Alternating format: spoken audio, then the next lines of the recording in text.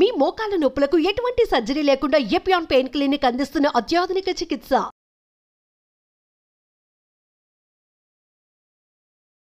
Welcome to Suman TV. నేను మీ నవీన్. ప్రస్తుతం నేను బేగంపేటలోని కిమ్స్ సన్షైన్ హాస్పిటల్లో ఉన్నాను. మనతో ఉన్నారు సీనియర్ ఆర్థోపెడిక్ సర్జన్ చిరంజీవి గారు. హాయ్ మ్యామ్, నమస్తే అండి. నమస్తే అండి ma'am, first of all thanks అండి మీ బిజీ టైంలో మాకు టైం ఇచ్చినందుకు. అదేవిధంగా ఏంటంటే ఆడియన్స్కి చెప్పేది ఏంటంటే ఇండియాలోనే మహిళా నీ రీప్లేస్మెంట్ సర్జన్ ఏకైక సర్జన్ మేడం గారు. మ్యామ్ ఏంటంటే ఇప్పుడు ఈరోజు ఇంటర్వ్యూ సీజన్ అనేది చేంజ్ అయిపోయింది. ఈ చలికాలంలో ఎక్కువ ఈ కీళ్ళ నొప్పులు వస్తూ ఉంటాయి, ముఖ్యంగా మహిళల్లో మనం చూస్తూ ఉంటాము. సో ఏంటంటే ఎందుకు ఈ సీజన్ చేంజ్ అయినప్పుడు ఈ మోకాళ్ళ నొప్పులు కావచ్చు, అన్ని కీళ్ళ నొప్పులు కావచ్చు, ఎందుకు పెరుగుతూ ఉంటాయండి? Any arthritis, any joint pains, any మీకు ఆర్థోపెడిక్ ప్రాబ్లమ్స్ అన్నీ మీకు శీతాకాలము అంటే చలికాలము అక్టోబర్, నవంబర్, డిసెంబర్, జనవరి వరకు చాలా ఎక్కువగా ఉంటాయి. ఎనీ ఆర్థరాలియాస్, ఇన్ఫ్లమేటరీ ఆర్థ్రోపతి అంటాము దాని మెడికల్ టర్మ్. తర్వాత రుమటాయిడ్ ఆర్థరైటిస్ అంటే మీకు తెలుస్తుంది కీళ్ళ నొప్పులని. తర్వాత సీరో నెగిటివ్ ఆర్థ్రోపతి, అది కూడా కీళ్ళ నొప్పులు లాంటిదే.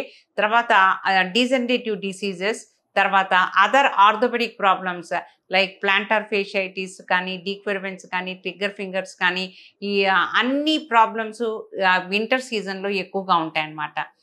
దాని మెకానిజం ఏంటంటే స్టిఫ్నెస్. వింటర్ సీజన్లో ద ఐసింగ్ అంటే లైక్ టెంపరేచర్ తక్కువగా ఉండటంలో ఇన్ఫ్లమేటరీ మార్కర్స్ ఎక్కువగా లిబరేట్ అంటే లోపల బాడీలో రావటము, ఈ స్టిఫ్నెస్ ఎక్కువగా ఉండటము.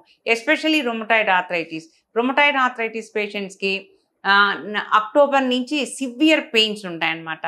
They cannot expose to cold. వింటర్లో వాళ్ళు 6 o'clockకి బయటకు రాలేరు. బయటకు వచ్చినా they have to wear protective gloves వేసుకోవాలి. తర్వాత వామ్ వాటర్ తోటి మొహం కడుక్కోవటము, వాళ్ళ దినచర్యలు వామ్ వాటర్ తోటి స్టార్ట్ చేయటం అనేది జరగాలన్నమాట.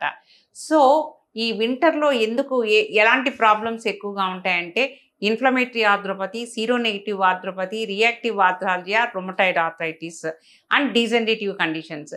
డీజనరేటివ్ కండిషన్స్ కూడా పోస్ట్ ఆపరేటివ్ స్టేటస్లో వాళ్ళకి స్టిఫ్నెస్ ఎక్కువగా ఉంది అని కంప్లైంట్ చేస్తుంటారు పేషెంట్స్.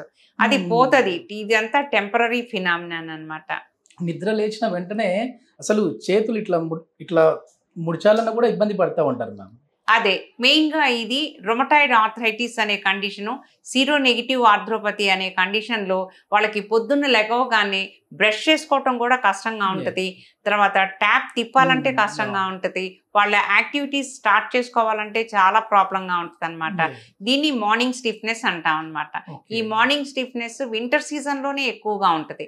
వీళ్ళకి వింటర్ సీజన్లో వచ్చే పేషెంట్స్కి ఈ RA factor, anti CCP, CRP, ESR, CBP ఇవి స్పెషల్ టెస్ట్లు చేయించి వాళ్ళు ఏ మార్కర్స్ ఎలివేట్ అయినాయి, ఏ బ్లడ్ మార్కర్స్ ఎలివేట్ అయినాయి అని చూసి వాళ్ళకి మందులు ప్రత్యేకంగా ఈ 4 months ఎక్కువ రాస్తాం అనమాట. డాక్టర్ గారు ఈ మందులే జీవితాంతం మింగాల అంటే లేదు. ఈ వింటర్ సీజన్లోనే కొంచెం ఈ రియాక్టివ్ ఆర్థరాలియాస్, ఇన్ఫ్లమేటరీ ఆర్థ్రోపతీస్ ఇవన్నీ ఎక్కువగా ఉంటాయన్నమాట. వీటికి మేము లెఫ్నమైడ్ అని, హెచ్సిక్యూస్ అని, సాజ్ అని, యూగ్లూటమైడ్ అని ఈ టాబ్లెట్స్ పెడతామన్నమాట. ఇన్ని టాబ్లెట్స్ జీవితాంతం మింగకర్లేదు. సమ్మర్ సీజన్లో వీళ్ళకి చాలా హ్యాపీగా ఉంటారు. తర్వాత ఫ్లెక్సిబిలిటీ ఎక్కువగా ఉంటుంది, స్టిఫ్నెస్ తగ్గుతుంది. ఇన్ని మందులు వేసుకోవాల్సిన అవసరం కూడా తగ్గుతుంది. హెచ్సిక్యూఎస్ టాబ్లెట్ అనేది చాలా వరకు కూడా అంటే డాక్టర్ దగ్గరికి రాకుండానే మళ్ళీ మాకు ఈ పెయిన్స్ వచ్చాయని చెప్పి వాటిని వాడుతూ ఉంటారు కదా మ్యామ్. దానివల్ల ఏమైనా సైడ్ ఎఫెక్ట్స్ ఉంటాయా? సైడ్ ఎఫెక్ట్స్ అంటే విజన్ చూపించుకోవాలండి. ఏమాత్రం కార్నియా కొంచెం బ్లర్ అయినా, వాళ్ళకి విజన్లో చేంజెస్ వచ్చినా వెంటనే హెచ్సిక్యూఎస్ ఆపేసేయాలి. హెచ్సిక్యూఎస్ తో ఇంకా వచ్చే వేరే టాక్సిటీస్ ఏం ఉండవు, కానీ కార్నియల్ ఒపాసిటీస్, కార్నియల్ కెరటైటిస్, తర్వాత బ్లరింగ్ ఆఫ్ ద విజన్, ఇవి మంటలు, ఐ బ్లరింగ్ సెన్సేషను, తర్వాత burning sensation, watering, I watering ఇవి వస్తాయి హెచ్సిక్యూఎస్ లాంగ్ రన్లో. ఒకవేళ ఏ పేషెంట్కైనా అలాంటి స్టార్ట్ అయితే వెంటనే హెచ్సిక్యూఎస్ ఆపేసి లెఫ్నమైడ్ కానీ, సల్ఫాసాలజిన్ కానీ దానికి మేము షిఫ్ట్ చేస్తామన్నమాట. మీరు ఒక మహిళ కూడా మ్యామ్, అంటే ఇంట్లో లేడీస్ ఈ వీడియో చూసే వాళ్ళు అనుకుంటా ఉంటారు మేము ఎట్లాంటి ఫుడ్ తీసుకుంటే మేలు ఈ టైంలో అని చెప్పేసి. ఈ వింటర్లో అంటే కొన్ని రకాల ఫుడ్ వల్ల కూడా మనకి ఈ పెయిన్స్ పెరుగుతూ ఉంటాయి. అలా ఏం లేదు నాన్న, వింటర్ లో ప్రత్యేకమైన ఫుడ్ అంటూ ఏం లేదు. కాకపోతే గౌటీ పేషెంట్స్ ఎవరైనా ఉంటే ఈ వింటర్ లో గౌటీ ఆర్థరైటిస్ కూడా పెయిన్ఫుల్ గా ఉంటది కాబట్టి వాళ్ళకి ప్రోటీన్ కంటెంట్ తక్కువ తీసుకోమని చెప్తామన్నమాట. ఏ కండిషన్ అయినా సరే, ఇన్ఫ్లమేటరీ ఆర్థ్రోపతి కానీ, రొమటాయిడ్ కానీ, గౌటీ ఆర్థరైటిస్ కానీ, ఆస్టియో ఆర్థరైటిస్ కానీ, ఇవన్నీ ఆర్థోపెడిక్ డీజనరేటివ్ డిసీజెస్. ఇవన్నీ డీజనరేటివ్ డిసీజెస్ వింటర్ టైంలో, అంటే ఈ చల్లని ప్రాంతాల్లో చల్లని సమయంలో వాళ్ళకి ఎక్కువగా ఉంటాయన్నమాట. వాళ్ళకి ఎట్లాంటి ఫుడ్ మ్యామ్? బోన్ స్ట్రెంగ్త్ కి మంచి క్వశ్చన్ వేశారు. బోన్ స్ట్రెంగ్త్ కి కొంతమందికి కాల్షియం పడదు. కాల్షియం వేసుకుంటే నాకు కాన్స్టిపేషన్, కాల్షియం వేసుకుంటే నాకు కడుపు నొప్పి, నాకు బాగోలేదు అంటుంటారు.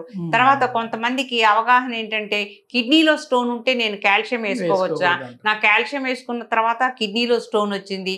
ఇవన్నీ ఎట్రిబ్యూషన్స్. మీరు కాల్షియం తిన్నంత మాత్రాన కిడ్నీలో స్టోన్ రాదు, కాల్షియం వేసుకోపోయినంత మాత్రాన కిడ్నీలో స్టోన్ రాదని గ్యారంటీ ఏం లేదు. దానికి దీనికి రిలేషన్ అనేది ఏం పెద్దగా లేదు. కాకపోతే ఏంటంటే యంగ్స్టర్స్ కి, మీలాంటి చిన్నపిల్లలకి కాల్షియం సప్లిమెంటేషన్ ఎక్కువగా చెయ్యం. ఆఫ్టర్ 50 years మెనోపాజ్ తర్వాత కాల్షియం సప్లిమెంటేషన్ చేస్తుంటాం అనమాట. సో బోన్ స్ట్రెంగ్త్ కి మీరు కావాల్సింది ఏంటంటే ఎరోబిక్ ఎక్సర్సైజెస్. బోన్ స్ట్రెంగ్త్ పెరగాలంటే స్ట్రెస్ కావాలి.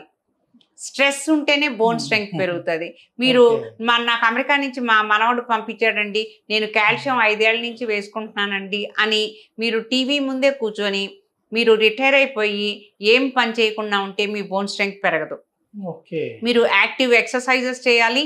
తర్వాత ఎరోబిక్ ఎక్సర్సైజెస్ చేయలేకపోయినా కూడా ఒక మంచి వాకింగ్ చేయాలి. వాకింగ్ షూ వేసుకొని మంచి ఏరియాలో మీరు ఒక 1 hour కంటిన్యూస్గా వాకింగ్ చేయాలి. 3 kilometers నడవాలి. నాకు నొప్పులుగా ఉన్నాయి, యాంకిల్ పెయిన్ ఉంది, ఫుట్ పెయిన్ ఉంది, పాదం దగ్గర నొప్పి ఉంది, వెన్నెముక నొప్పి వస్తుంది, నడవలేకపోతున్నాను, అలసటగా ఉంది, ఇవన్నీ పక్కన పెట్టేసేయండి. పాజిటివ్ యాటిట్యూడ్ ఉండాలి. కాల్షియం సప్లిమెంటేషన్ ఆఫ్టర్ 50 years అవసరము, కానీ కంటిన్యూస్గా కాల్షియం కిలోలు వేసుకోమని చెప్పము. కొన్ని కాల్షియం సప్లిమెంటేషన్స్ అయితే అవసరం అవుతుంది. మీరు మంచి వాకింగ్ ఎక్సర్సైజ్, బ్రిస్క్ వాకింగ్ చేయాలి.